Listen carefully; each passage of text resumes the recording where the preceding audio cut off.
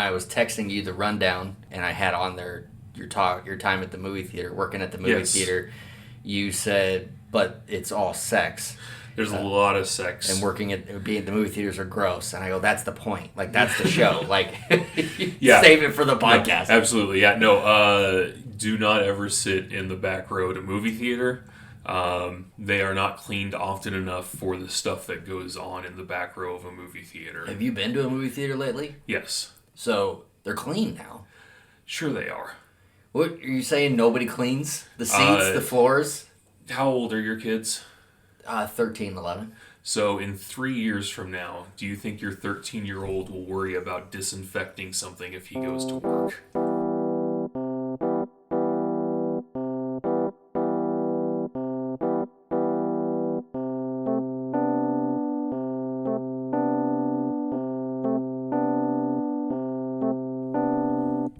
Welcome back. It's a brand new episode of Laugh With Me, a podcast with Jeremy Odom. I am your host, and it is so good to be back. Such great feedback from last week's episode, which, remember, every episode, brand new, every Wednesday. You can find it on Spotify and Apple Podcasts. Looking to branch out and maybe have it available on some other platforms, but currently you're going to get it early on Tuesday nights at 6 o'clock Central if you have Spotify, and then Apple is 6 a.m. on the Wednesdays. But such good feedback about Frank's episode. If you haven't checked out his podcast yet, one more and we all go, and you can find it anywhere that you listen to your favorite podcast, including this one. So make sure to check it out. He was a fun chat, and an old friend that I haven't seen in forever, and we're going to get together and write some jokes and hopefully record his podcast and episode with myself on it. So it should be a lot of fun. Make sure to look out for that. We've got a couple of live stand-up comedy shows coming up. I'm going to be in Topeka, Kansas, Thursday, November 16th at Top City Comedy, and then November 30th at the Funny Bone in Omaha, Nebraska. Come out, support live comedy, and have a laugh. It's going to be a fantastic time. This week's guest, you are in for a treat. If you've ever been to the movie theater, you're going to want to hear what this guy's got to say. He used to work in the movie theater. Now, granted, it was a long time ago, so maybe some things have changed, but he's got stories for you. He's got you something to think about when you're at the movie theater. We also, just like Frank, our next guest was at the River, and we worked in college radio together, but he had an even different experience than Frank and I did, so we're going to chat about that. He's a diehard Weezer fan, so if you are into Weezer, you're going to want to listen to this one. He's got some stories there. I've got this joke idea that I want to run by him. I don't know if it's going to quite work out, but you know what? That's what this is for. I'm going to work out jokes with the guests. They're going to give me some good feedback, and it's helped so far. I've gotten some good tags and even a better punchline from a few of them, so that's what we're doing. But we've got a fantastic guest for you. He is someone you have never seen anywhere and somebody you've never heard anywhere, but you're going to want to know more about him. This is my good friend, Grant Pearson. So these are the kids that are working at a movie theater. Okay. They're not going to disinfect every seat, especially the back row where people are having dirty, dirty sex. But now you have to have, it's assigned seating. It's assigned seating, yeah. Those people are picking those seats to go and have dirty, dirty sex. Okay. All right. So I worked in the projection booth, which means that I looked down upon the theater. Give us a time frame. Like, when was this? This was through 2005. So 1999 to 2005. Okay. I was in the projection booth between like 2002 to 2005. And so I would work and see... there would be the HJs, the BJs, the OJs. Those were the ones escaping on a white Bronco. There was... Is that a pre-planned joke right there? No. It just came up. And then most of those happened in the back row. And like I would look down, and there was glass that would separate me from the people, and I would just see that, and I would knock on the glass and be like, come on, guys. Oh, so you called them out? I called them out, of course. Oh, okay. Yeah, and like they would look up at me and someone would be like, oh shit, and get like super embarrassed about things. Can I cuss? Yeah, you can cuss. I don't know if this is a family fuck program. That. No, fuck that question. You can cuss. Okay. So yeah, they'd look up at me and be like, oh shit, and be like embarrassed. But every once in a while, there'd be someone who's like pissed. And I'd be like, what are you going to do? Go talk to my manager and be like, I was trying to get off in the theater and this guy knocked on the glass. Yeah, but he was almost done. Like, let him finish. But that's the thing, is there was literally a time where there was a guy who was like about to, and he stood up. Like, getting ready to make it a projectile into the next seat. And you knocked on the glass. I knocked on the glass with that one. I'm like, no, get out. I'm like, no, we're done with that. Least he could do is use his popcorn bucket or something. Yeah, exactly. Something creative. The worst that ever happened, though, there was an Exorcist sequel that came out.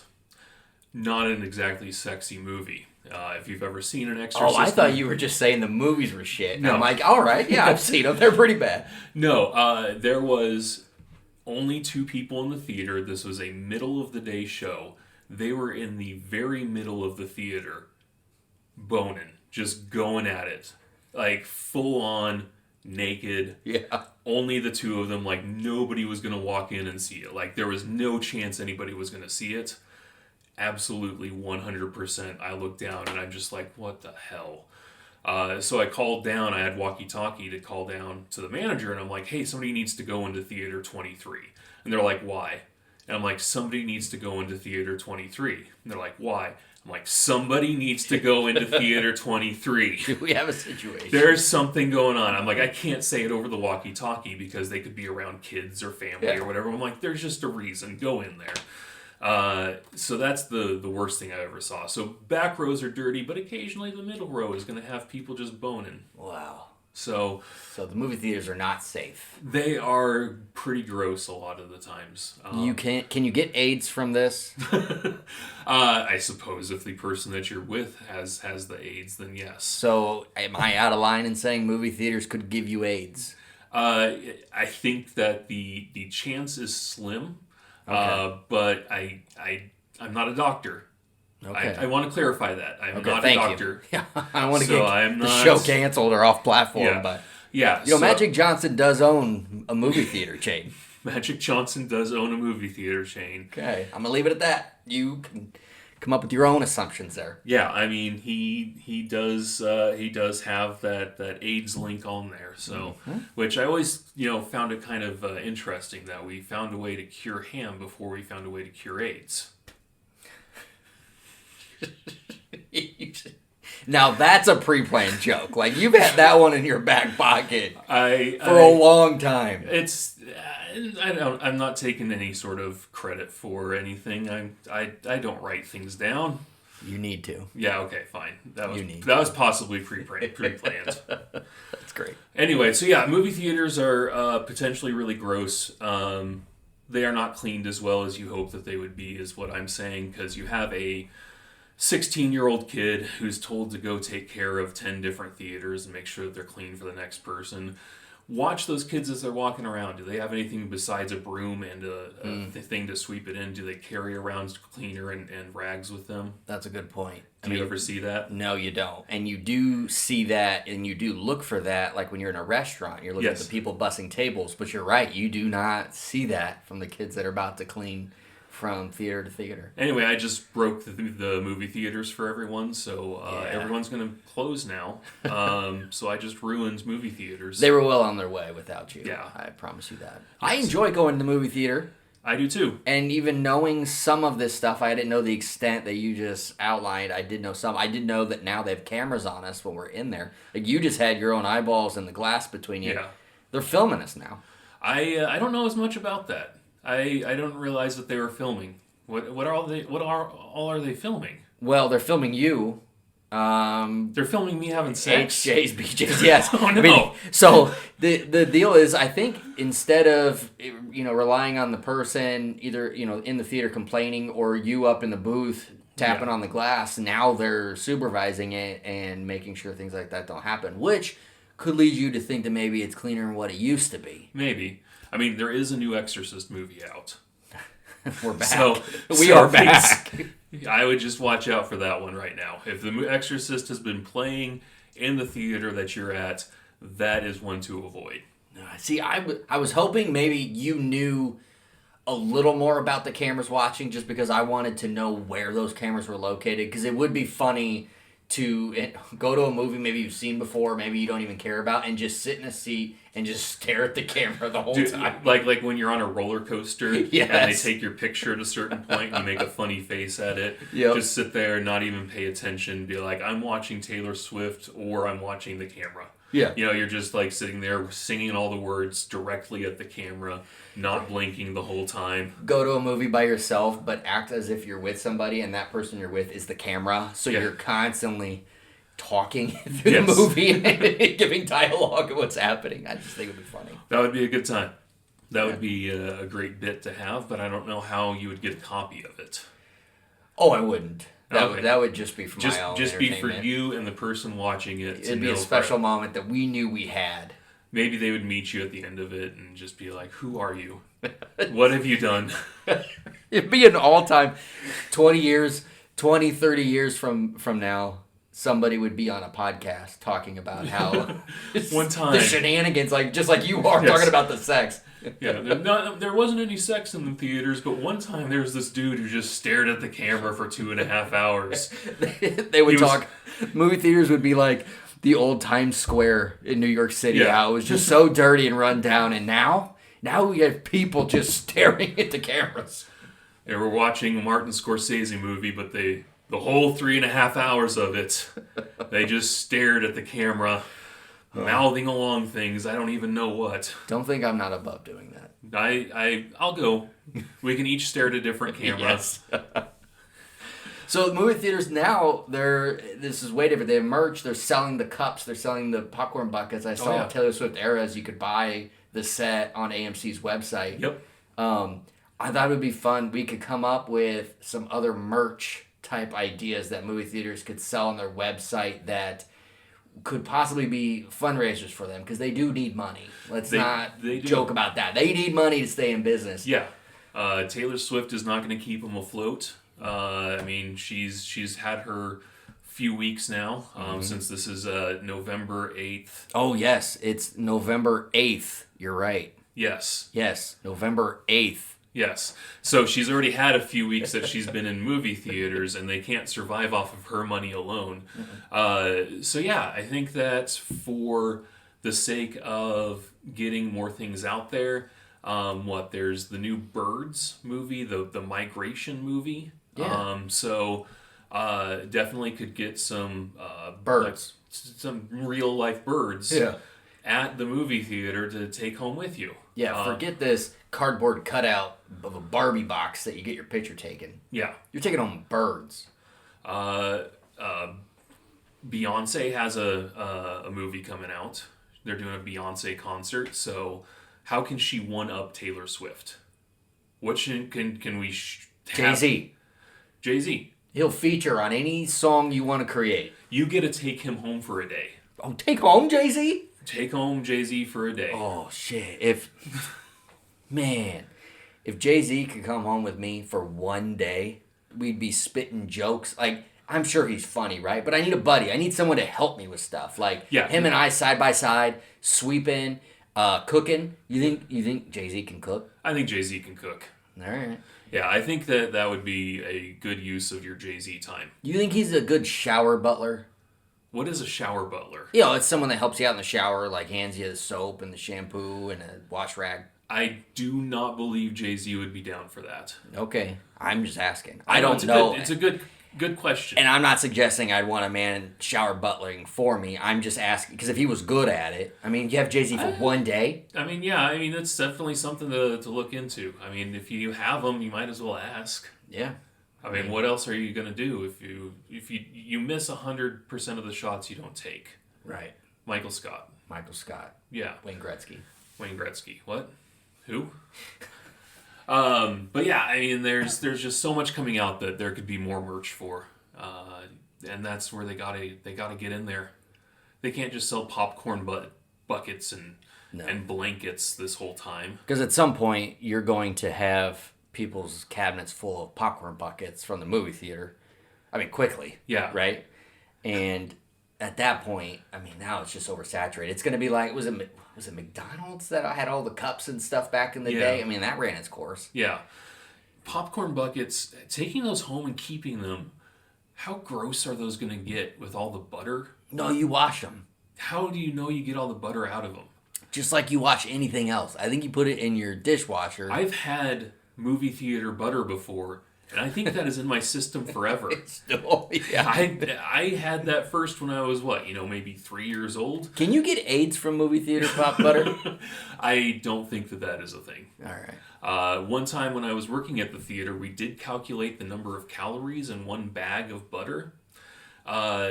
The hundreds of thousands of calories that existed in there is just frightening, considering how much butter people wanted on their popcorn. Are you a put extra butter on your popcorn guy? I say just put butter on it, and then they put whatever's on there, and I'm happy with that. See, I'm a give me the, fill up the bucket, hand me my bucket of popcorn. Don't do anything else to it. Yeah. I mean, it's messy. It is messy.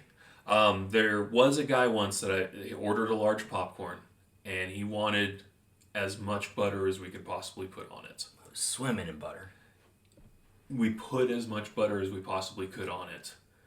He wanted more. Oh my. Like, it was already dripping from the bottom of the bag. Like, we had to put this is before the actual, plastic buckets. Yeah.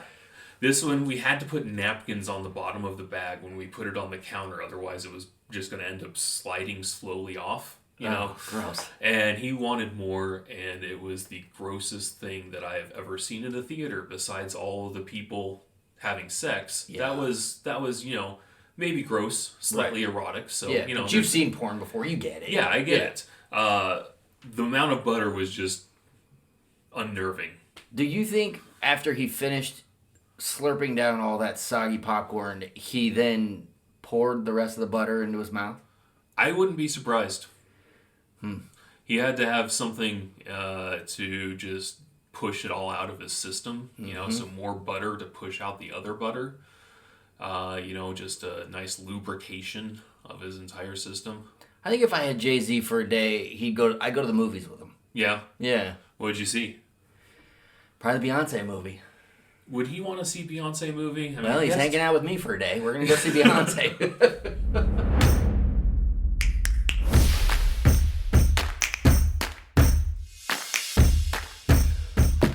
You're a big movie fan. I mean, you worked in the movies. You watch a lot of movies. Yeah. You also collect a lot of movies. That I do. We're going to shock the audience hardcore right now. Tell me about your DVD collection.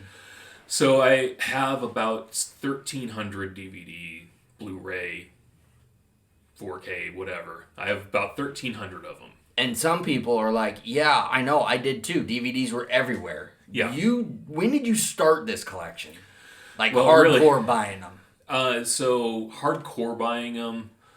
Oh, geez. Well, I can tell you I bought my first my first DVD in 1999. That is when I got my first DVD player, because I got my first job at a movie theater so that I could buy a DVD player.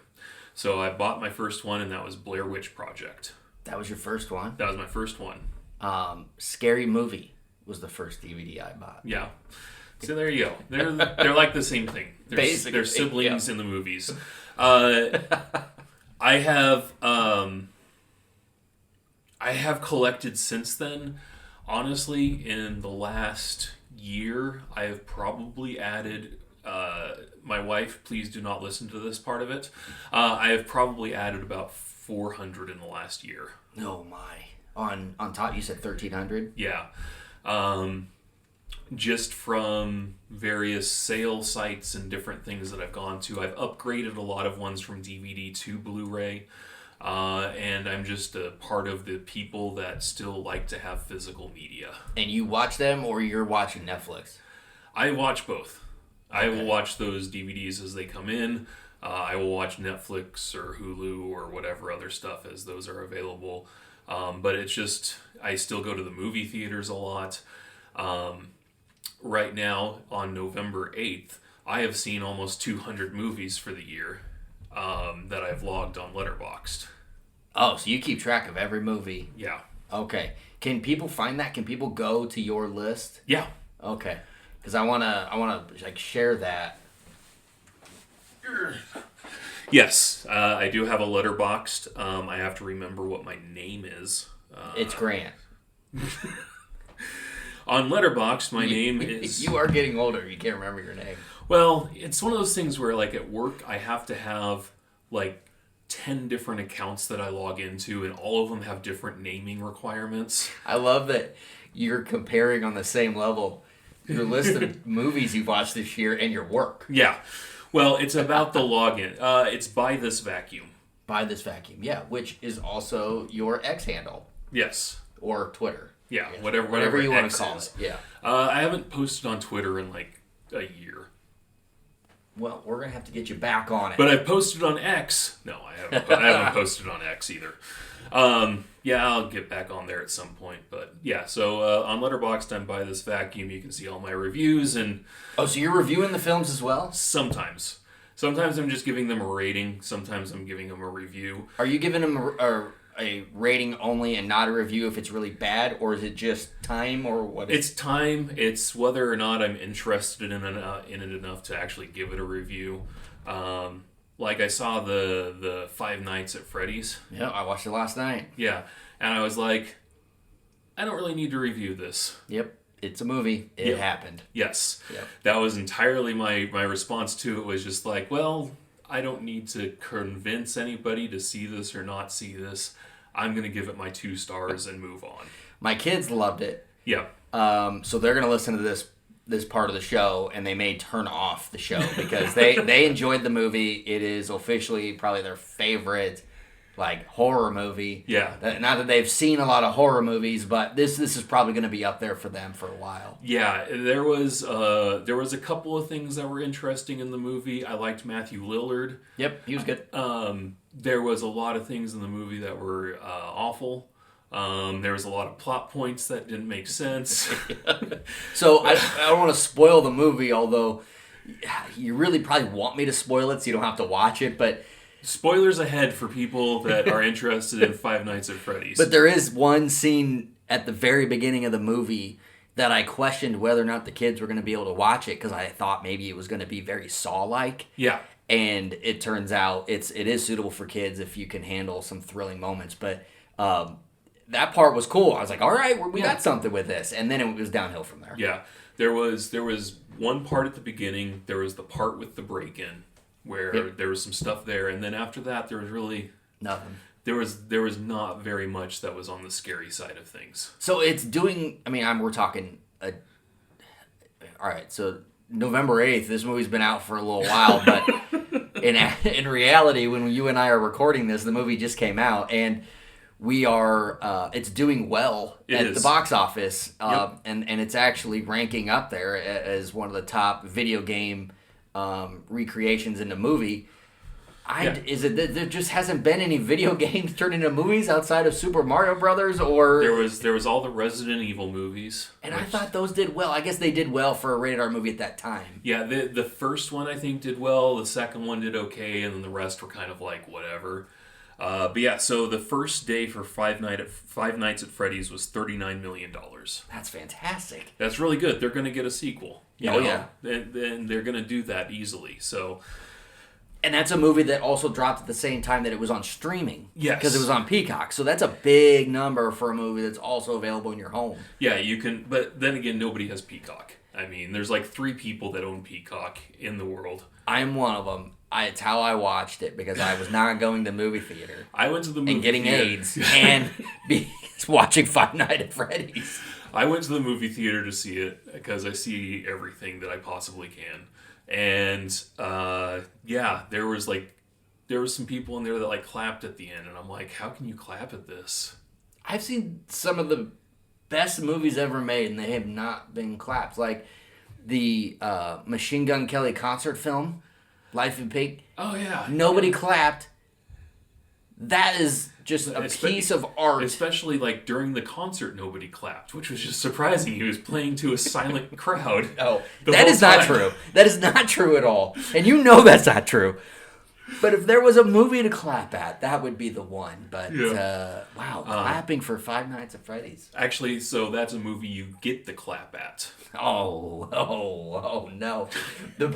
The movie theater industry is going to tear me to the ground when this episode comes out. I just want you to know. Yeah, so, you're not getting any sponsors from movie theaters. From the movie theaters. Yeah, you're not getting any. I've ruined that for you. I actually had a idea that movie theaters should be doing more live shows in their theaters to help bring folks in, like stand-up comedy. Like, why couldn't they rent out a theater on a Friday night or maybe a Thursday night, something when it's open? There was an AMC in my area that did live football on Sundays.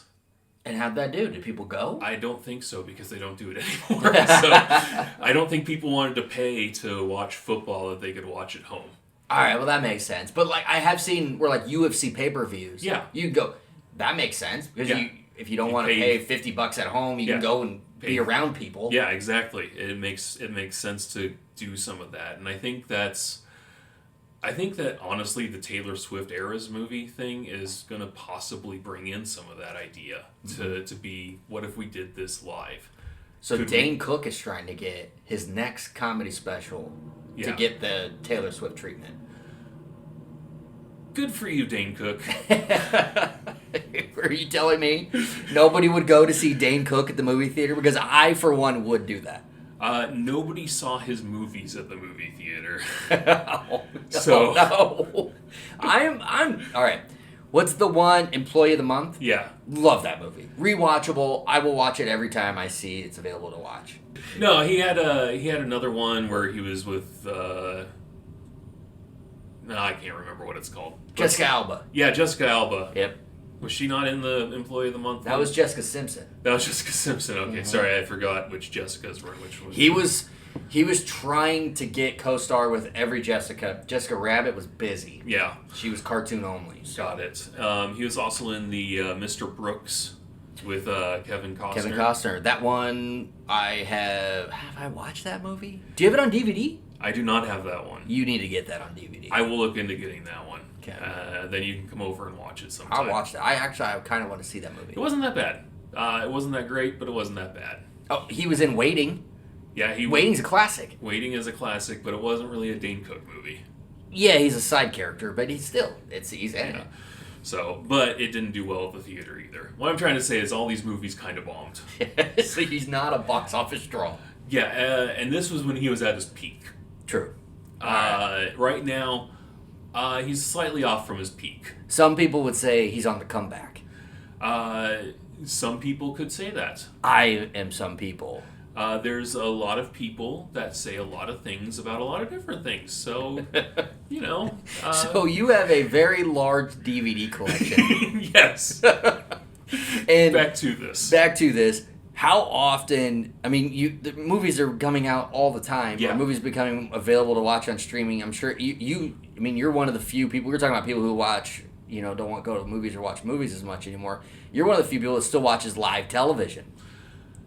Not really. No? No. Oh, you used to. You used to be a big fan. Live television has kind of lost its way for me. Well, yeah, because it's bad. Yeah.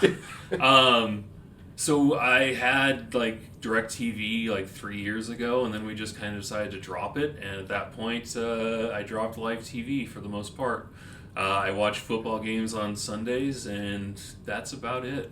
So based off your wife's Facebook feed, yes, you would I would be led to believe that The Masked Singer is on 7 days a week, and you guys are zoned in on it. She does watch The Masked Singer. She watches other shows like that, but no, I'm usually watching a movie. Okay, well that makes sense. All these DVDs, are they in a garage? Are they displayed? I mean, are they Yep, I've got readily available to watch? I have racks, and they are alphabetized. My goodness. Yep, they are all alphabetized. They are in order. All the Marvel Cinematic Universe films are kept in their own little area because they would be they need to be together. Yeah, they have their own wing. Yeah, so TV shows are kept separate. My purposefully shitty movies are kept separate. Yep. So for like The Room and Troll 2 and things like that are just terrible.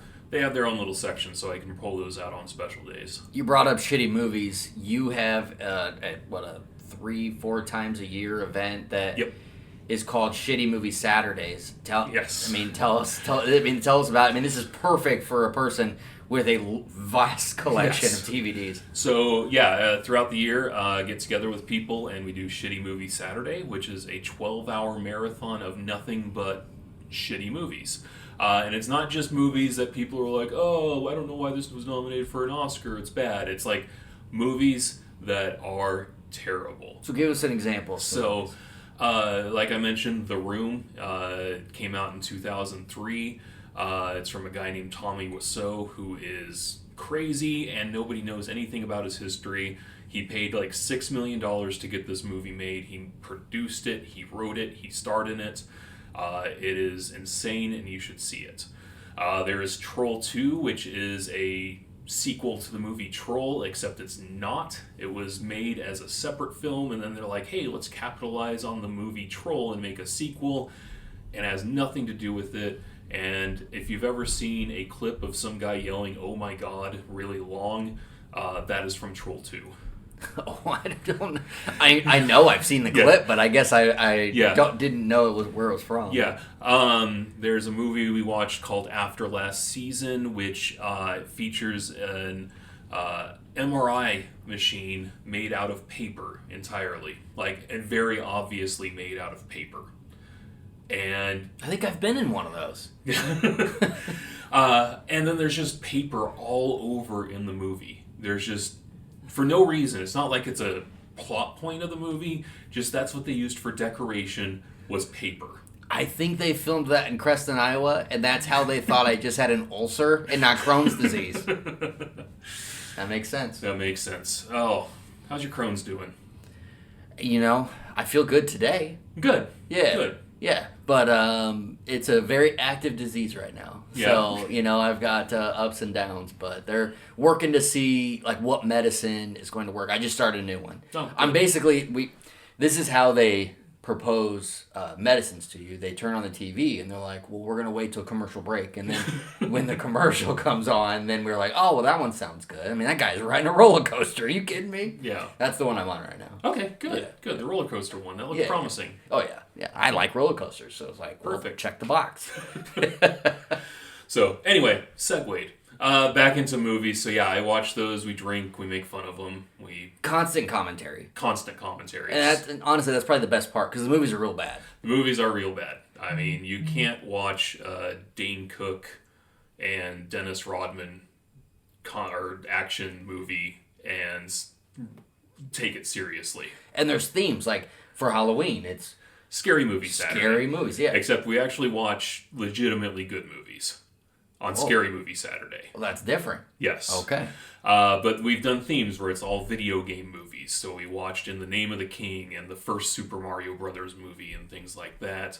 The second Street Fighter movie, things that are just terrible. And we've watched sequels only, and so there's all kinds of themes. It's fun, and I actually own physical copies of most of these movies. And do you, when you're creating the list for Shitty Movie Saturday, are you scouting for new movies and or do you just, you're like, oh, well, that's a bad movie, so you buy it and you just put it on the list for next time? Sometimes I'll just buy it. A lot of times I get input from the people going to it, and they'll bring along things and say, hey, how about we watch this one? And we'll put that into it. So it's not all necessarily 100% curated by me. There are ones where I'll curate some of it, but then there are ones where other people will come in. Nice. Well, there's an idea for you if you're looking to get some friends. People still get together and hang out in a room together. Can you believe that? It's weird. It's 2023, and people interact sometimes in a room. So if you're looking for an activity that doesn't include football, here's a good one, Shitty Movie Saturday. But so you've got this collection of DVDs. Do you think there's going to be value to them someday? It's kind of crazy to say. DVDs, maybe, because a lot of places are going to stop selling them soon. Best Buy has announced that they're going to stop. I think in the future Walmart's going to slow down on it. I think they're stopping some stuff soon. I saw they're going to stop like video games. Yeah. So I think physical media is going to change. I know that right now, like, there's an app that I use called Whatnot. It's an auction site. Like VHS movies and laser discs are sold on there, and they can go for some money. Wow. And are any of yours sealed? Some of them still are. So sealed has become a big deal, especially in like the VHS game. Yeah. People will spend tens of thousands of dollars, hundreds of thousands of dollars for a sealed VHS, never been opened. It's become a thing. I mean, because vinyl came back and it's just gone bonkers, and now you can get modern music on vinyl. And it's really, that's how you roll out new music now. Yeah. So with that being said, do you think your DVDs are going to hit that point of like trendy again? For the DVDs and the Blu-rays, maybe over time. I mean, right now, streaming just has so much going on with it, where there's so much stuff released so soon on it. I think that there might be a resurgence down the line at some point, but I think it's going to be so limited on what it does. Because like right now, you go to Target and they have, 5 copies of Taylor Swift albums, and that's kind of your VHS or vinyl selection. Yep. So getting DVDs and Blu-rays back out there, you're gonna see just those big movies, and that's it. You're not gonna see a lot of those smaller titles out there, so you're gonna have to go and scour for those a little bit more. So I think a lot of digital is gonna go that way. But people do like nostalgia. They do. So give it time, and who knows what's going to happen. I just saw yesterday that Urban Outfitters is selling iPods. Are they? As vintage tech. And they're selling them for like $350 each. I literally have an iPod hooked up in my car right now. Do you really? Yes. It's the same iPod that I've had for decades now. It's the same exact one. And it still works, so I still use it. Well, yeah, you could probably sell that and make some money to buy some more DVDs. Yes, or maybe an iPod that works a little better. Did you know that if you switched to an iPhone, it's an iPod? Yeah, but I have this Galaxy here, and it seems to work for me. Yeah. And I could... Spoken like a guy with 1,300 DVDs. You have the Galaxy. Fine. But, no, we can get into iPhones. I had an iPhone for like a minute at work because they had signed me a phone and were like, here, you can have this instead of using your regular phone. I'm like, okay. And then I tried using it and I'm like, this thing is weird. Which is so odd because it's very user-friendly. No, it's not. No, it's terrible. When you've been using this for however many years, then going to an iPhone is just crazy. Yeah, I can see that. Just like anytime you're comfortable with something. You change tech, it's going to be weird. Yeah. Well, I brought up the VHS thing because I had seen a clip. I think it was The Tonight Show where Pete Davidson was on. He's talking about his VHS collection. Or maybe it was Jimmy Kimmel. I don't know. He's on a late night show. And he was saying he bought like hundreds of thousands of dollars worth of these sealed VHS tapes because he knew they were going to be worth something. Yeah. Like even more down the line. They are worth something today, but they were going to be worth even more down the line. And I put it on the rundown for the show today, and I remember when I texted to you, you're like, the VHS thing's a real thing. I'm like, I know it is. This is what I'm saying. Yeah. No, like I said, on the site that I go to, I mean, those VHSs, they're not necessarily going for all hundreds of dollars, but some of them are going for, even $10, $15 a piece, which you'd think if you are buying one, you'd buy it for 50 cents or something like that. But yeah, some of them, especially if they're sealed, yeah, I mean, $10, $15 a pop isn't so bad. No. When you're looking at it, and some of them are more rare, and especially if they're smaller titles or even like very big titles are going to be the ones that you see that go for a larger amount. Like Jurassic Park. Jurassic Park is a big one. Do you think that would go for a sealed Jurassic Park VHS tape? You think that could get you $80? I think you could get a decent chunk of change out of it. Yeah, well. Do you have one? I do not. Oh, okay. I thought you were asking for yourself. How cool would that have been if I pulled out Yeah. Yeah, I would take that from you. I'd be like, this is payment for the episode. Yeah. I think I have an open VHS of Jurassic Park sitting somewhere in my storage room. Really? Oh, wait. So you... Hold up. Storage Yeah. room. This is not the same room that has all the DVDs. So there's No. a separate location with more media? Yeah, so, well, I mean, I don't have a ton of VHS still left over, but I do have some VHS that got thrown into a tote that I need to probably go look through at some point. I think the only VHS I have left is, like, home movies of me and my brother doing backyard wrestling. Like, that's... Yeah, no, I have, I'm pretty sure I would have a Jurassic Park. I might have a Scream. I might have like a Tommy Boy or Happy Gilmore or something like that. Just those movies that I watched on repeat. Just the hits. Yeah. So. Wow. Speaking of old media and like things you just had, I found like my box of like old cassette tapes. Oh, yeah. Yeah. And you'd think, oh, you probably have something cool. Like maybe, Nirvana's Nevermind or something like that, right? Yeah. No. I had two different, like, both albums of Shaquille O'Neal's rap, like his Shaq Fu and like whatever. Like I had both of those. Nice. Which when I showed my brother Kyle, he was just hyped. He's like, "Oh yeah, he's a big Shaq fan." I'm like, "Yeah, but this isn't basketball. Like this is him rapping." Yeah, it was terrible. And actually, this might be worth something right now because he's a hot name. But Deion Sanders had a rap album. Oh yeah, I've got it on cassette. Nice. So cassettes. There's a lot of new artists releasing on cassette. That is true. Actually, 1989 just came out, and I saw it's on cassette. Taylor Swift is on cassette. I think the new Green Day album that's coming out, you can pre-order on cassette. Wow. Cassette is making a comeback. So, yeah, hey, maybe down the line my DVDs will be worth something. I have a theory that the streaming companies, they did this to us. This is their fault, that this nostalgic pieces of media are coming back, because the dream was always the a la carte. Yeah. I want to be able to watch ESPN if I want to watch ESPN, but not have to pay for the full cable, right? Yeah. And you can do that now. You can get ESPN Plus. You can just watch the ESPN channels, but they have priced it all so out of line that when I get ESPN Plus, when I get Netflix, when I get Peacock, when I get Paramount Plus, and each one is like $15 or more each, I should just have cable. Yes. And I could watch what I want and rent what I need to do. And Exactly.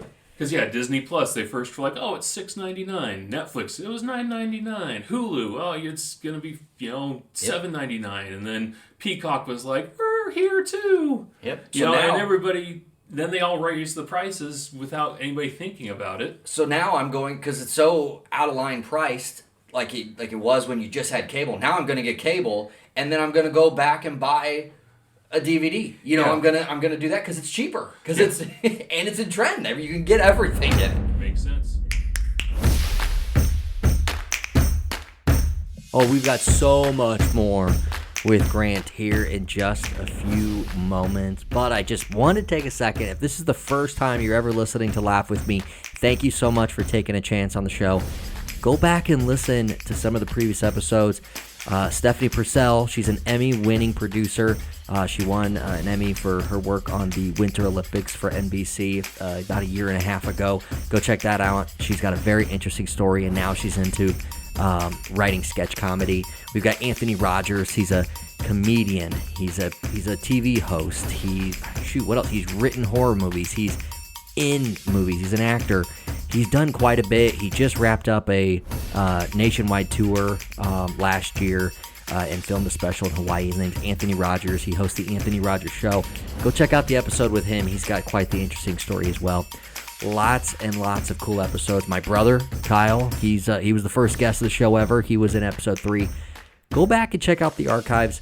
It's a lot of fun. You'll have some laughs. I run new joke ideas by each and every one of them, just to see if I've got anything. Just like I will with Grant here in just a few moments.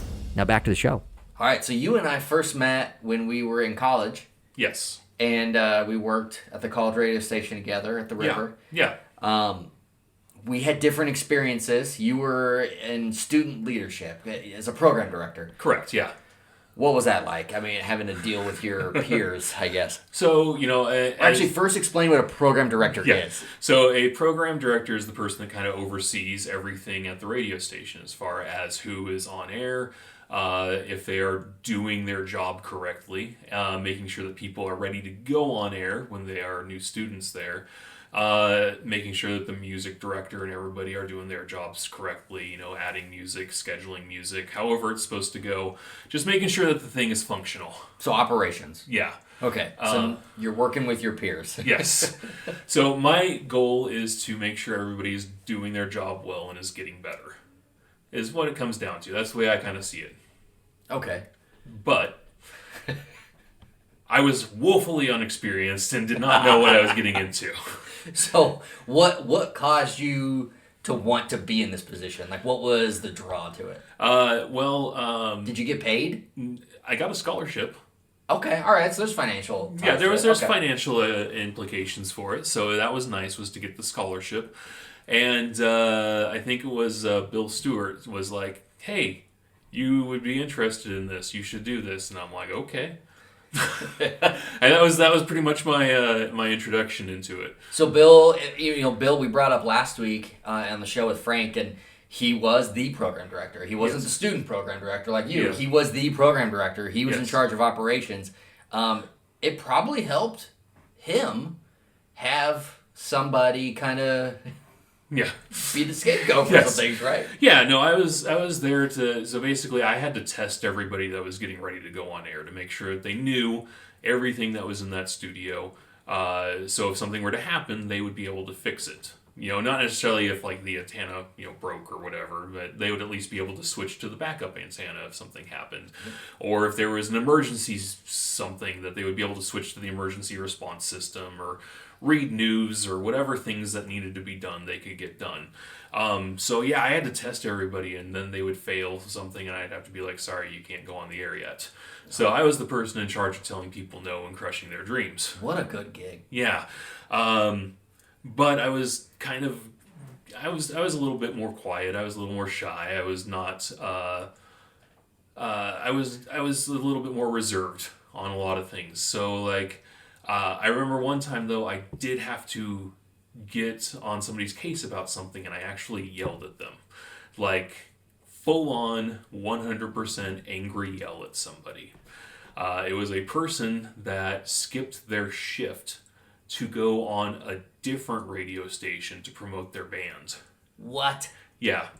So when they came in the next day, I pulled them into a room, and I'm just like, "Why did you skip your shift?" And they're like, "Oh, I did this." And I'm like, "And you didn't think to get your shift covered?" And they're like, "No, I needed to do this for my band."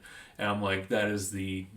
And I just went into them. Irresponsible. Yeah. So what are the ramifications of if somebody skipped their shift? Like, what are things that in are this missed? case, he was off the air. Okay. I took him off the air. But on the air, what are the ramifications of somebody physically not being in the studio? That means that there was nobody there to make sure that the program was running smoothly. So like if something stopped suddenly, there was nobody there to start it back up. So even back in 2001, 2002, 2003, which is the time frame of this, the music was digital. Yes. We weren't playing CDs. CDs were the backup if something went down. So you've got a long list of digital tracks playing if one stopped playing. Yeah. Then we have dead air. Yes. Which that would happen sometimes, where somebody would accidentally hit something and it would just stop, and there would need to be somebody live in the studio to restart that. I do remember there was one student there who had a lisp of some sort and ended up spitting a lot when he talked, which caused things to trigger On the touchscreen. on the touch screen. So like a song would be playing, and suddenly a different song would start playing, and then a commercial break would start playing, and then a sound effect would start playing, and, while he's talking, and it's just like, oh no, what do we do with this? So I had Bill take care of it. That's not for the student. No, I'm just like, how am I supposed to tell somebody that they are causing issues? Nice. See, that would be the easy one. I would think that would be the easy one. Instead, put a spit guard or talk down or whatever, and you instead want to yell at people for missing shifts. I didn't want to yell at him, but he got me to the point where I'm just like, no. It's rare for me to yell at people. Oh, yeah. Yeah, I'd say that's true. You're a nice guy. I mean, you're not the one to want to get in anybody's face about anything. No. That's funny. our experience is so different. You were in the leadership role. I wanted to just be on air and be the content. I wish podcasting was a thing back then. I think we would have missed a whole bunch of shifts just podcasting, right? Absolutely. Yeah, if there was a way to do this 20 years ago, I think that the program would have died. Especially with the resources we had. I mean, we had studios that we could just create in. Yeah. I mean, I not that I'm trying to trash on the program now or anything, but I mean, I think that as things go along, and this isn't me trying to say radio is dying, because it's not. Radio is very valuable. It's important for a lot of people. But I think things like this, where you see a lot of things going, is people listening to podcasts so much. And I think a lot of your top talent people at like a college radio station, I'm surprised you don't see more people getting into this instead of college radio. Yep. Just because it is so accessible, and I would be surprised that there aren't more people jumping from a podcast to a radio station or being invited to do that kind of thing, because they've already done so much, they've researched, they've learned how to do all those types of things. Well, I don't know. I don't listen to The River as often as maybe I used to 20 years ago, but I question the amount of talent available to be on air or wanting to be on air. I think it's slightly less. Maybe dramatically less, frankly. So maybe some of what you're saying is true. Like, people are going to other avenues and just not even going into college radio, at all. Yeah. I mean, I'd have to go and research, which some other person can do that. No, you have movies to watch. You're not doing that. I've got things to do. I have to watch Dune, I've never seen Dune. I haven't either, actually. I heard it's good, though. Yeah, I've heard great things. They're going to make a Dune 2. If they're going to make a sequel, it's got to be good, right? Yeah, you'd think so. I mean, Crocodile Dundee had a sequel, and everybody loved that one. Then it had another sequel, and everybody hated that one. Police Academy is a great example of, if you build a classic film, it deserves a sequel, and a sequel, and a sequel. And another sequel, and a Mission to Moscow. There you go. There Moscow. you go. So that's how we met, was in college radio. But when we did meet, one of the interesting things, you go to school and you have to say, what's interesting about you? At that time, one of the interesting things that you brought up was, well, I just spent the summer following Weezer. Yeah. It was about a week and a half. Went and saw 5 Weezer shows in a row. Went with my then girlfriend and one of my best friends. And we went and saw 5 Weezer shows. Name the cities. Missoula and Billings, Montana, Fargo, North Dakota, Ames, Iowa, and Lincoln, Nebraska. And that was in the summer.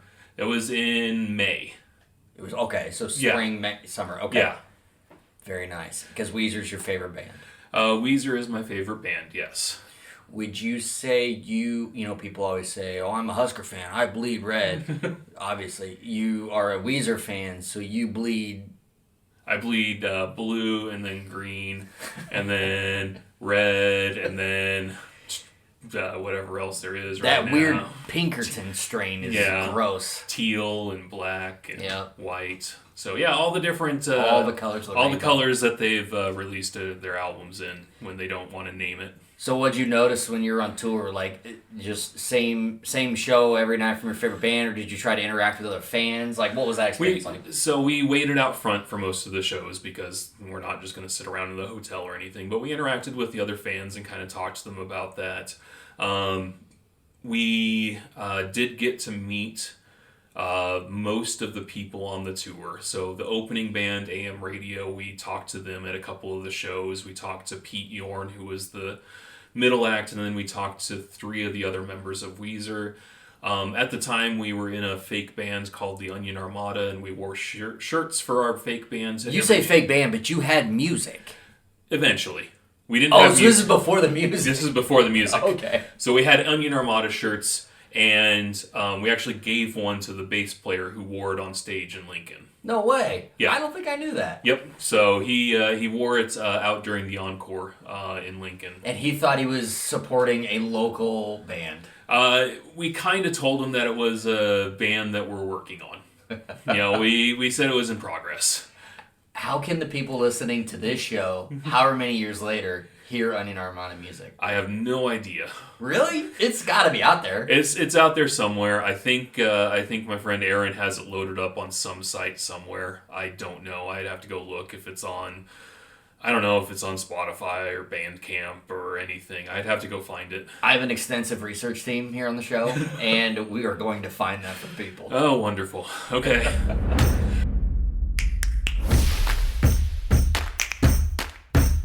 More from Grant in just a moment, but something I just mentioned to him was that our research team here at Laugh With Me is pretty extensive. We get to the bottom of anything we're looking for.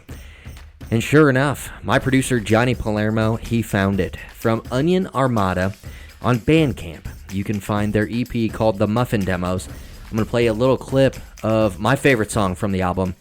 It is Garage of Pain.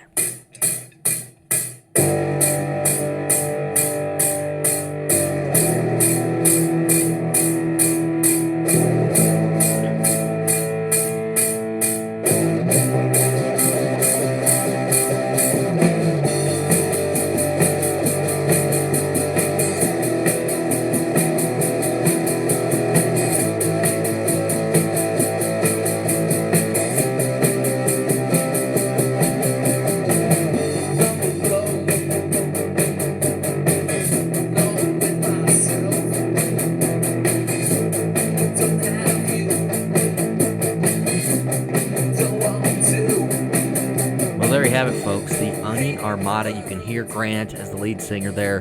This is Garage of Pain. If you stick around to the end of the episode, we're going to play the song in its entirety. Again, you can find it on Bandcamp, Onion Armada, the Muffin Demos EP. I definitely think you should check it out. There's a lot of fun to be had in their 8 tracks. And you just can't tell the Grant story without listening to at least Garage of Pain. Now back to the show.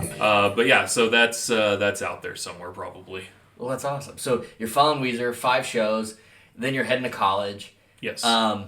Since then, and this was in 2002? 2002. So how many Weezer shows have you been to since then? Oh, since then? Because I'd been to 2 before then. And I've probably been to 7 or 8 since then. So I'd say I've been to around 15 shows total. Still your favorite band? Still my favorite band, yep. Give me your top 5 Weezer songs. Top 5 Weezer songs. I've done a countdown before of my favorite 40, which is a lot to get through, but it's easier to do that because when you narrow it down, they have such a wide catalog, but it really comes down to the first 2 albums. Well, and it's tough because it's like, oh, give me your top, and it's like, yeah, but I love them all, first of all. Yeah. Except some more than others. Yeah, but there's a couple off the Black Album I can do without, but that's its own story. Yeah. But no, when it comes down to top 5, in no particular order, it would be Say It Ain't So, Undone, The Good Life, El Scorcho, and I know it's going to be criminal to not put Buddy Holly on there. So I'll go ahead and put Buddy Holly on there. Just so you don't have the masses coming at you. Yeah, just so I don't have them coming at me. I know those are all the singles from the first 2 albums, but they are legitimately great songs. El Scorcho is getting its due now. Yes. It didn't when it came out. Yeah, Pinkerton got pretty well scorned from everyone. Why is that? I guess I never got that. It was a departure in sound from their first album, and it wasn't something that people were expecting. So Rolling Stone named it one of the worst albums of the year. And they've gone back now and retroactively changed that. Yeah, it makes sense. But yeah, at the time it didn't sell well. Radio stations didn't play the songs very much. It just wasn't something that people were expecting from what they put out with, Undone and Buddy Holly, that were a little bit, not necessarily silly, but a little bit, not quite as serious as some of the stuff on Pinkerton. I've seen Weezer twice now, but both times have been in the past. I don't know, when did we go see Hell Omega? Was that 2-3 years ago? That was, whenever Hell Omega was. That was 2 years ago, I think. Then we saw him in Des Moines that one time 2 years before that. So it was, or 3 years, whatever it was. So it's been within the last 6 years when I've seen him. So, El Scorcho and that Pinkerton album have been fan favorites Yes. since I've been a real fan of going to see them. I can't imagine. You have your favorite band. They're culturally relevant and a hot trending band, and then they release this album and everybody's like, what are you doing? It's shit. Yeah, no, it was and at that time when it was released I was 13, so I didn't have my finger on the pulse of pop culture at that time, so sure. I didn't know the backlash that it was getting. I just knew that I liked it, and that's all that really mattered to me. Luckily, my favorite artist, Machine Gun Kelly, he doesn't put out anything that could be discarded as shit or worst album of the year. Never has, never will. Frankly. Except for that one time that Eminem burned him so hard that he changed genres. You know what's funny about that is, and you know what, I could probably do a whole episode just about that, but just like El Scorcho, it's so funny we were talking about this because now is retroactively, people are going back and being like, you know what, it didn't get its due. Machine Gun Kelly, Eminem coming back at him because Machine Gun Kelly, he had the first shot. Yeah. And then Eminem put together an entire diss track against him, and he doesn't do that for everybody, but everybody's coming at him. It was a badge of honor, and when you really look at what has happened since then, I mean, it kind of helped elevate him. And there's a respect there, two guys from the Midwest doing their thing. So I could say that he's getting his due now, and he didn't necessarily get smoked like a lot of people say he did in that one. Okay. Well, we will agree to disagree on that one. And move on from Machine Gun Kelly. Yes.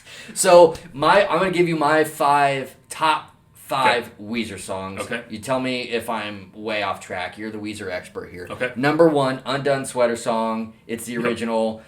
Love the song from beginning to end. It's a jam, right? And live, it's a sight to see. It's special. Yeah, no, I've seen them perform that numerous times, and I've seen them bring people up on stage to perform that, like fans. Yeah. To perform it, and it's fun to see that whole experience. And that's one of the few songs I've done karaoke to. But I did the backup vocals on karaoke.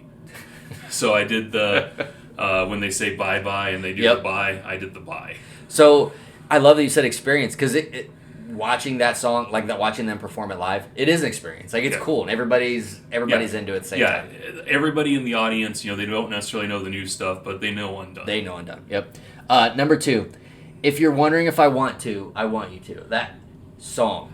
It's a good song. Is amazing. And I love that the beginning of the title of the song is in parentheses. Yeah. There's something special about that. Not a lot of people do that. Nope. There's a reason a lot of people don't do that. It's dumb. It's a little weird, but it's also an incredibly long title. But it is a great song. It would fit in with a Green Album B-side. Yes, it would. So, not saying that's a bad thing. No, I'm saying not a bad thing at all. It's a later song that would fit in with those earlier songs that have a little bit more of that respect to them. Not saying that the Green Album is always well respected, but I think the Green Album was a really great pop album, and I Want You To would go really well with that. That Green Album really elevated them back into the public, the mainstream, I guess. Yeah, which Hash Pipe would probably be right on the border of my top 5 to be number 6. That's kind of where I was trying to figure out if I put it into the top 5. I love that song. It's a jam. It rocks. It's great. Okay, number 3, Keep Fishing.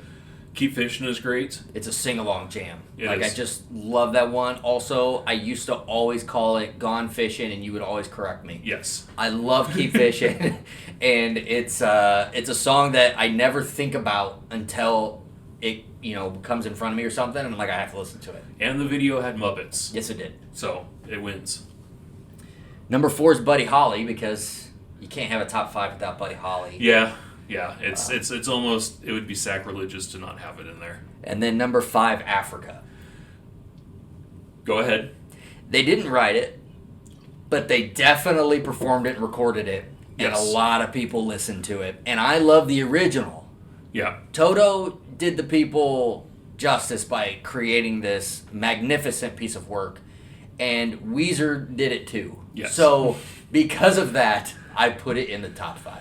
Africa I love the Africa story, where it was basically somebody tweeted out that Weezer should perform Africa, and then they did. And then they did. But the day before Africa was released, they released a cover of Toto's Susanna. Or Rosanna. Rosanna, yeah. Rosanna, sorry. It's like Susanna was the song that nobody liked, and they were like, well, shit, we know another girl. Rosanna, let's do that one. So, yeah, the day before they released Rosanna, and everybody was like, what are they doing? They're supposed to cover Africa. And everybody was just, like, irate about it. It was a great cover of it. And then they released Africa the next day, and everybody just went batshit. Yeah, I mean, it was like, what, did it get hit number one? I don't think it hit number one on the Billboard, but it got up there. Yeah. It hit number one on the alternative charts, and which had been a little while for them to have one, and it went gold, which is the first time they'd had a record go gold in a while. So it was a big hit for them. It pushed them back into popularity for a little while, and it worked. Well, I loved it so much as the original with Toto that I had to put it in my top 5 because Weezer did it too. Yeah. So and it's louder. It is louder. Yeah, that's especially if you turn the volume up. Yes, but if it's too loud, turn it down. You brought up that I suffer from Crohn's disease. Thank you for bringing that up. Yeah, no problem. I wanted to see how you're doing. Yeah, I'm doing okay.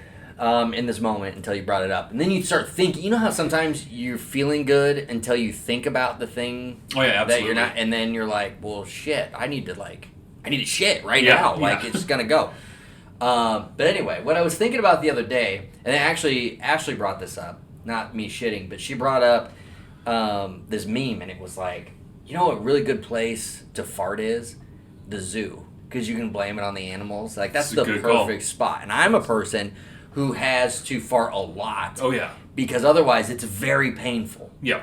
And I know, the normal person, the normies, as I call them. Yeah.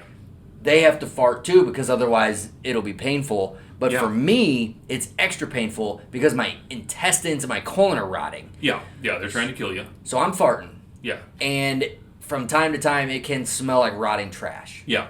So the zoo's fantastic. Absolutely. What I wanted to ask you was, as a person who probably farts... Well, yeah, once I hit 40, I'm like farting all the time. Okay, perfect. Yeah, like 40, everything in my body got destroyed. What are some other good places to fart? Good places to fart. Walmart. I mean, everything in Walmart just smells off. Walmart? Have you ever been in Walmart? Yeah, I frequent the Walmart. Yeah, like everything in there is just a little bit off. So if you're over in, the clothing section and you rip one, people are just like, oh, they all opened a new box. Who knows where it came from? What about the produce department? Produce department? Have you been in the Walmart produce department?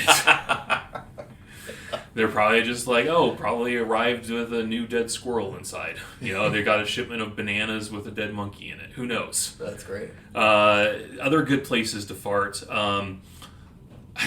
Walmart's the first place that comes to mind. I can't think of anywhere else When now. you think of farting, you think of Walmart? That's the first place I'm just like, I gotta They fart. will never sponsor the show. Walmart, I apologize. I will not fart in your stores anymore or Thank encourage farting in your store. Although it is a very good place to fart because your store smells. Yes, it is. We have to have the Yeah, disclaimer. I mean, it's completely true, but I apologize. Places that are good to fart. Gas stations. Gas stations. Mm-hmm. Near the hot dogs. Why near the hot dogs? Have you smelled a hot dog? Yeah. Yeah, hot dogs. It could disguise the fart. I mean, you wouldn't even know. Would have no idea You wouldn't at all. even know. I whenever I'm near a dog. Oh, perfect. Yeah, because dogs fart all the time. Yep, good blame. But you got to make sure that they look confused when you do it, because dogs, when they fart, are confused as hell. They don't understand what happened to them. So when you fart, you have to find a way to make the dog look confused. How does a dog look confused? A dog has one look. Have you ever seen a confused dog? No. Dogs look confused. Okay. Like they turn around and look at their butt like they have no idea what just happened back there. That's a dog realizing it has a tail. Well, yeah, but no, it's a special look, like scared, like why did my butt just feel this way? That's the look I have whenever I fart. Yeah, well, I don't know what to tell you. You know, do you Dogs. like at this point, like, you know, like I said, I turned 40, everything has gone to hell. Yep. So, like, when you go to the bathroom, do you like bring reading material with you, like to just know that you're going to be there for a little bit? Well, I always have my phone, and this is perfect because since I've started the podcast, that's a great time to send out all the promos and the tweets and so. Like I found that, you know, I make sure I have my phone. I get myself a nice beverage in case I get dehydrated. You know, bring in some apple slices. You know, just You're make sure eating in there. You just got to make sure that you're ready. It could be a while. So you're telling me you're eating, you're drinking. The bathroom is not a good place to fart. No, bathroom's a terrible place to fart. You just got to Holy make sure it's complete solid the whole time. Sometimes liquid. Complete solid, sometimes liquid, no gas. You obviously don't know much about Crohn's disease. I do not know much about Crohn's disease. I cannot have that solid shit happening a lot of times. Well, just make sure that, I don't know, maybe... I'm not eating in there, let's just say that. Like, have you thought about getting one of those bee suits or something and just putting the head on? And then you can just have, like, the apple slices laying around in it. And then you just, like, tilt your head and start to... You're talking about a mascot mask? Yeah, and just, like, tilt your head around until the apple slice flies in your mouth. And you're safe from the farts. Until a fart sneaks through, and then I suffocate. Well, I mean, everything in life has danger associated with it, okay? Okay, so that's good places to fart. Bad places to fart. I just want to propose one to you. Okay. Let's say you're waiting for a band you're about to see, like an example, Everclear. Okay, yeah. And you're literally hours ahead of the show starting, and you're just waiting up front with a gaggle of other people. Absolutely. Let's say the deadliest fart that's ever been unleashed. I just want to clarify, is this Everclear back when they were, say, popular? Oh no, this is like Volvo driving soccer mom. So the people at least knew who Everclear was at the time. People knew who they were. Okay, okay. And to be clear, this is an actual story, and it wasn't us. We were there, but it wasn't us that unleashed the beast. No, this was one of our friends. The fart that escaped from him, and I say escaped because it was something that definitely had been lodged inside there for a long time. 2002. This fart's 21 years old now. Yeah, and it's probably still on the ground there. It's still imprinted. What was the venue? It was in Kansas City. It was in Kansas City. I don't remember the venue. I just know that we could probably like send out some dogs to sniff for it, and they would find it. They would find it, yeah. Yeah, there were people passed out. The ambulance was called. It was crazy. I've never seen anything like it. The concert was indoors, and it caused a scene. That would be a place you don't want to fart. No, do not fart before a concert.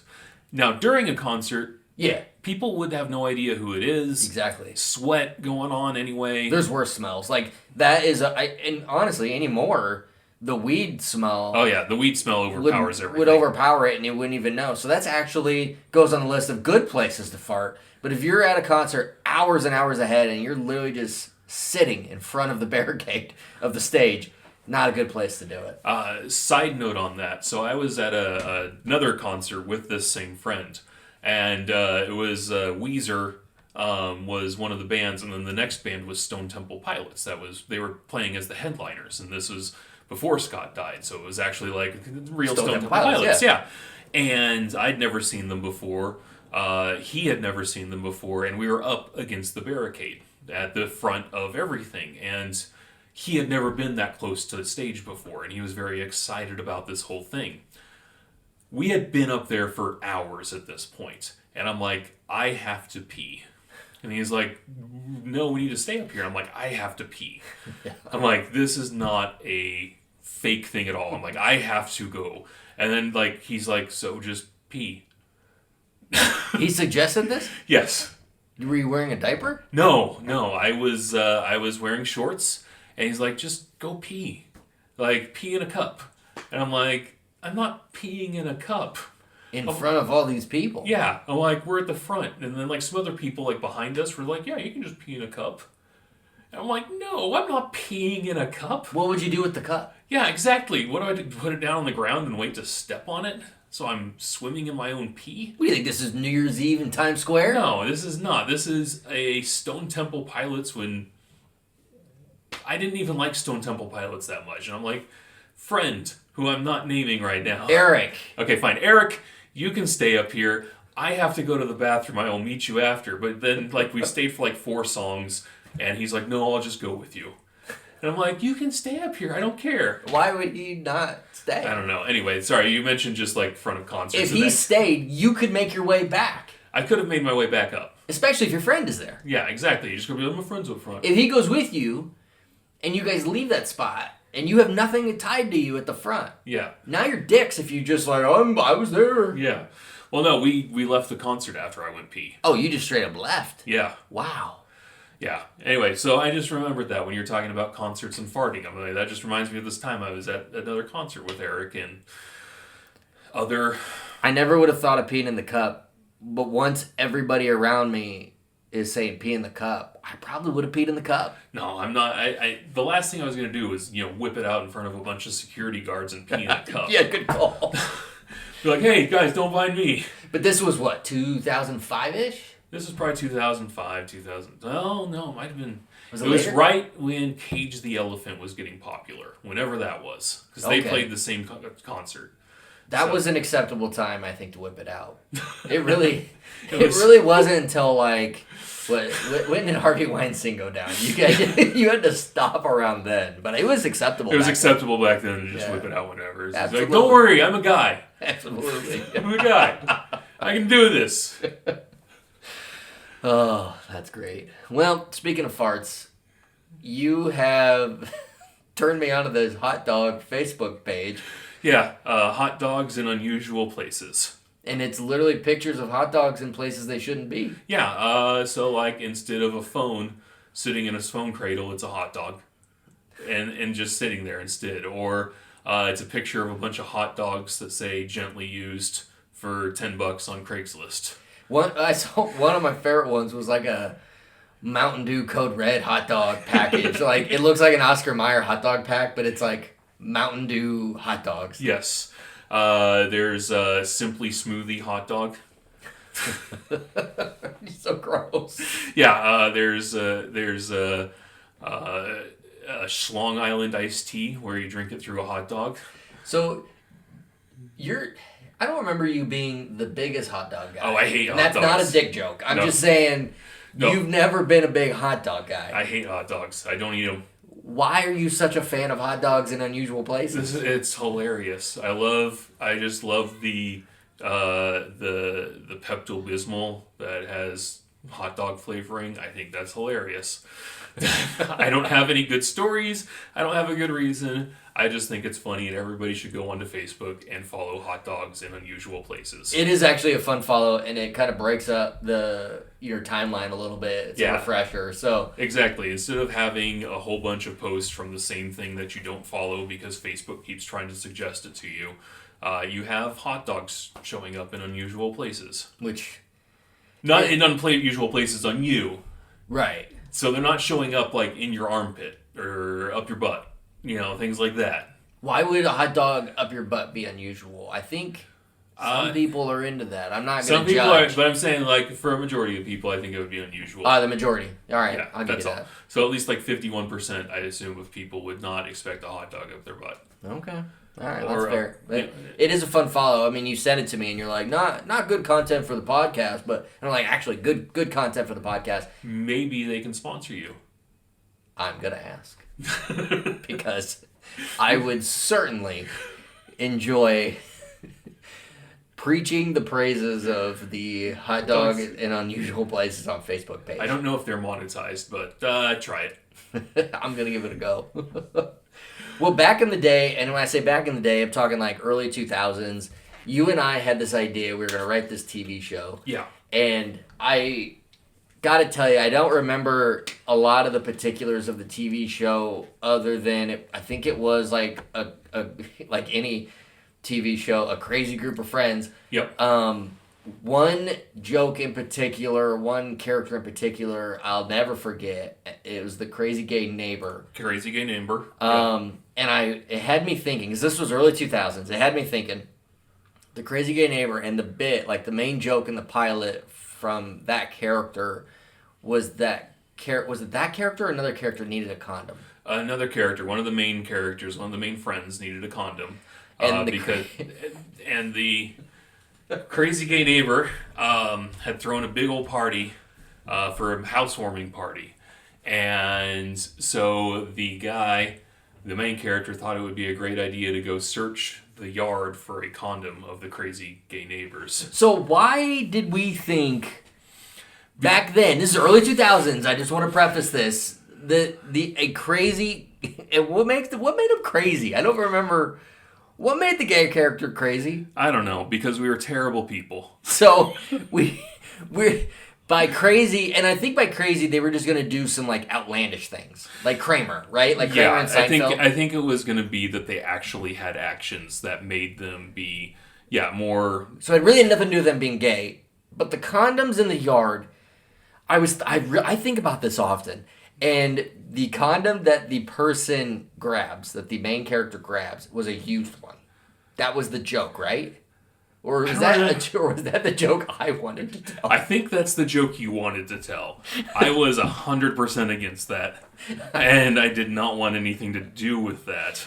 Do you think a show with jokes like that would be acceptable today? Not at all, and I don't know if it would have been acceptable. Well, it would have been acceptable then, and it definitely would not pass today.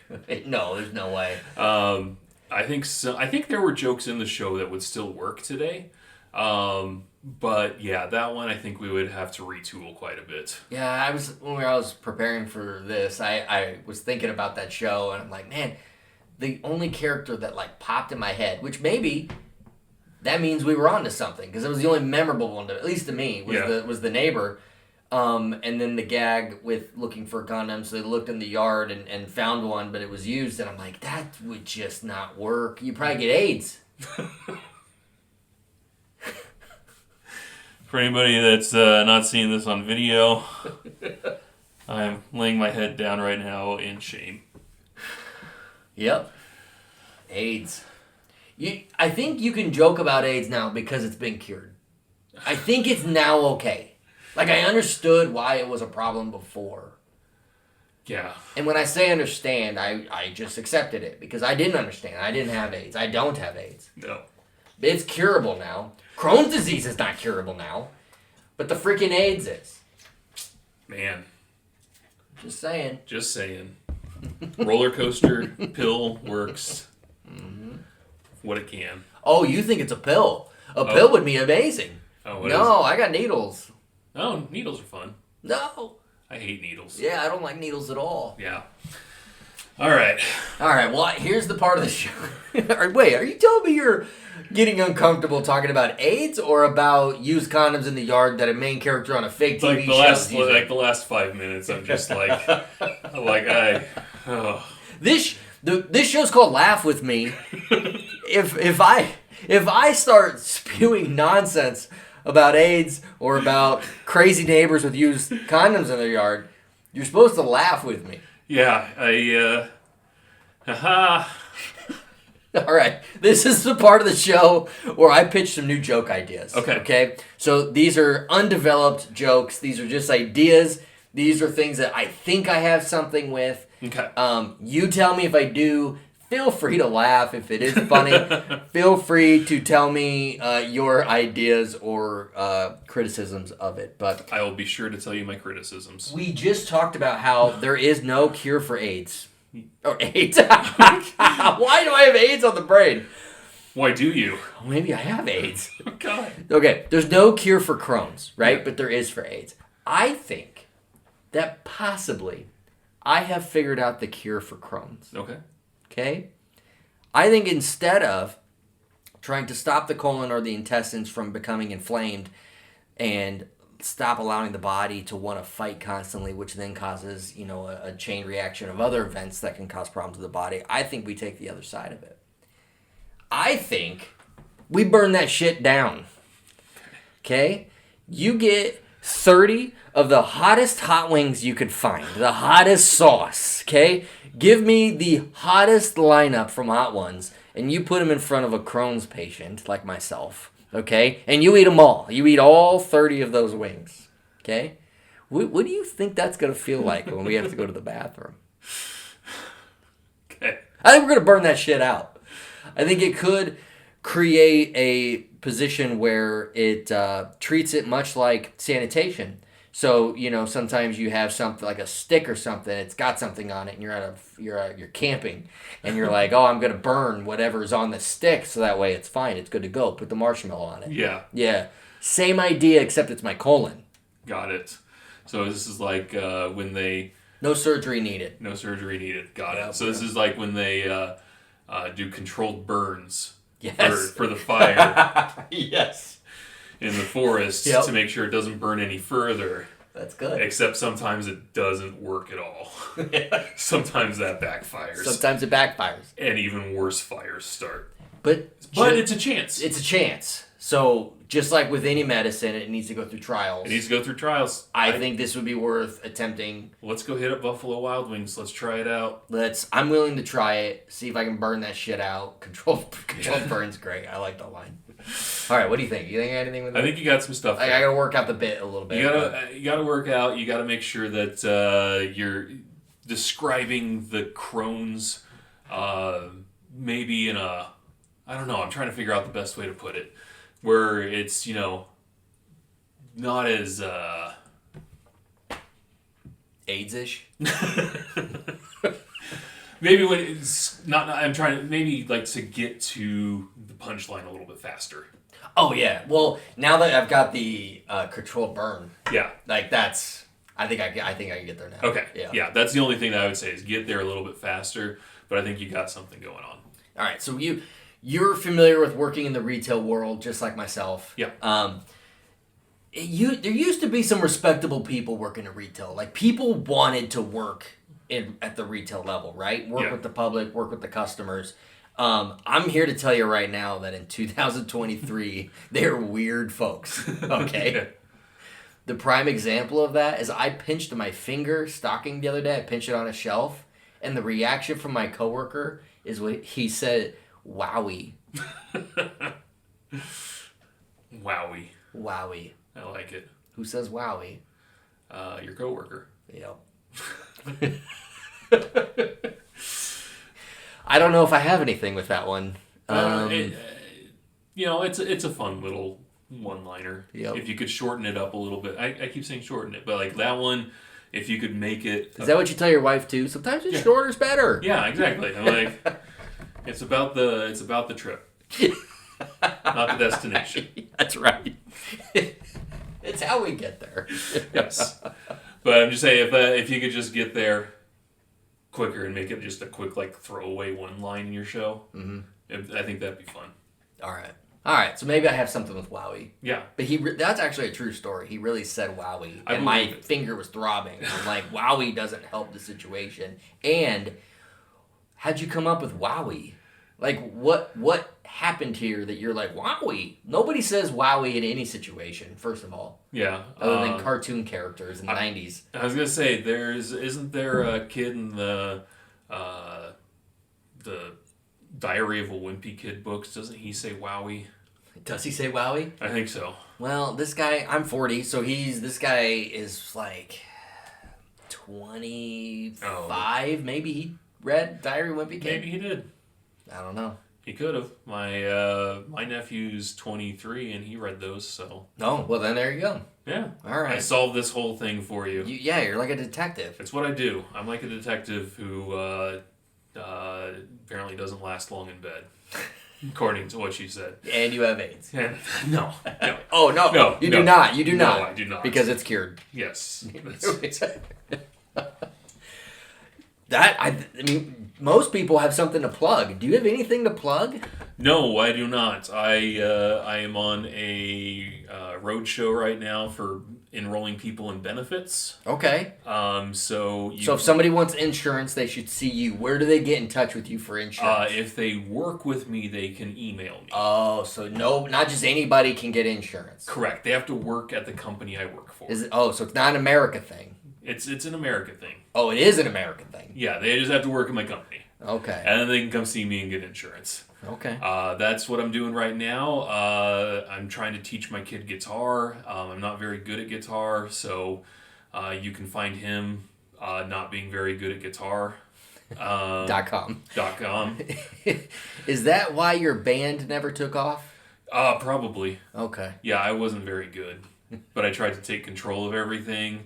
And I'm like, I'm the greatest, even though I knew I was terrible. Yeah. You know, that's why I was the lead singer. I'm like, oh, I'm fantastic, even though I knew I was terrible. Do you want to sing a song? No. Okay. No. But I am going to work on writing you a theme song. Thank you. Yeah. I need one. I mean, I had, anyone who's listened to the earlier episodes, there was a theme song with some clips in it, and we got that fixed. Our producer is not very good. But but since Get better! You're the first. I don't even think we addressed this. You're the first guest to be in studio. Yeah. You now understand what I'm dealing with Johnny. Oh yeah, being the producer. I'm surprised I made it here. He took a picture of us for promotion for the show, and it's to my back. Yeah. Like what? How? Well, how's that gonna help? You can't even see me. First picture was like all thumbs. I'm the host of the show, and you can't even see me. No, it's the whole thing has been a disaster up until we started recording.